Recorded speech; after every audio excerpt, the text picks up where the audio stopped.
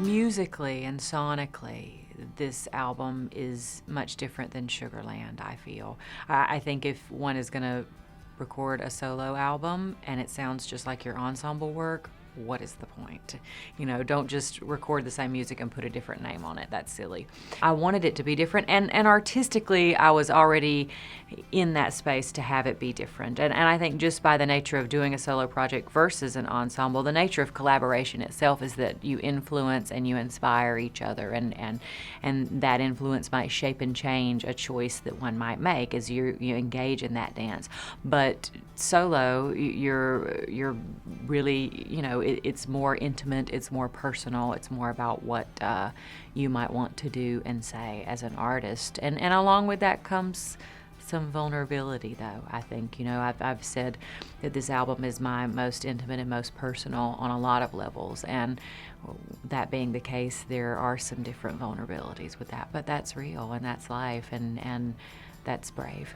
Interestingly enough, I wrote that song inspired by, in a way in which I had never written before, and it was inspired by a photograph.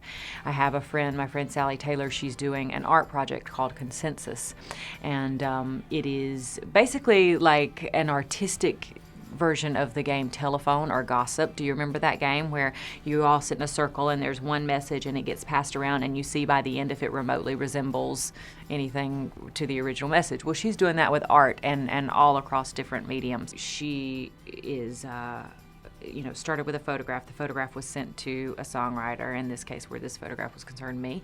I had a week to write a song, but really by the time I opened it up, it was very quick. And then the song goes to a painter, and the painter only listens to the song. And then the painting is going to go forward, and it's just going to go, continue and continue. So she asked me if I wanted to participate, and I said absolutely. And I had never written a song by being inspired by a piece of visual art before.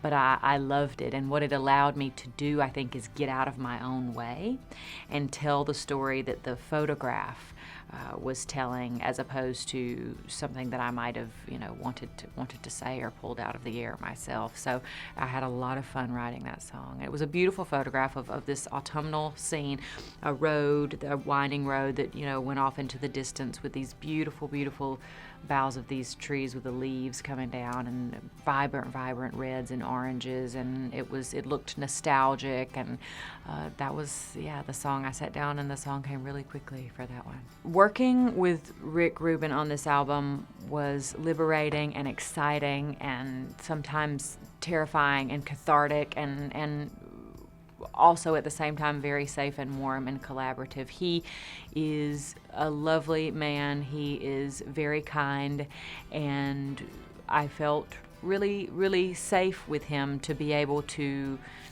hand these songs over, and say, okay, how do you envision them? And that's a vulnerable place as a songwriter to say that, but I really wanted with this album to do things differently and to get out of my comfort zone. And he did a wonderful job at selecting the musicians. We had great dialogue prior to going into the studio about the songs, and I had just sent him work tapes of the song, just my vocal and an accompaniment instrument. He didn't want fully demoed tracks. He just wanted just the song nugget, and we had wonderful dialogue about which songs were ready, which songs needed more work, what I could work on before I went into the studio even. So there was a good bit of prep work that was just focused on the value of a song, which I love, and I think also made me feel comfortable then as a songwriter to say, okay, you're intimate with this stuff, you know it now too, we've talked about it, we have established more of a relationship around this music. Yeah, where do you want to take it? And there were times, where I was in the vocal booth and I would think, okay, I'm just going to go along with this idea, and it's really not going to work, and then we're just going to go back and do something else because I don't hear it like this, and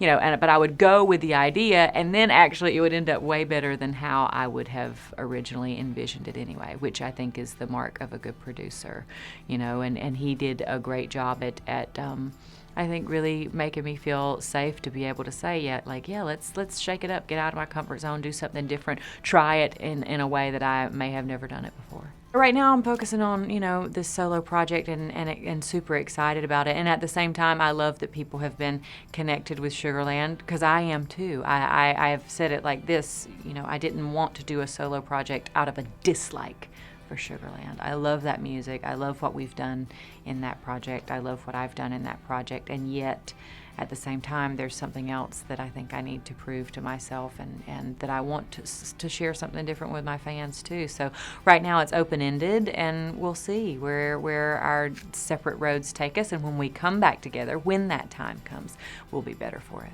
I hope so. I don't feel like I've said everything I need to say with this album, and I'm having so much fun with it as a solo venture that I would love to do some more.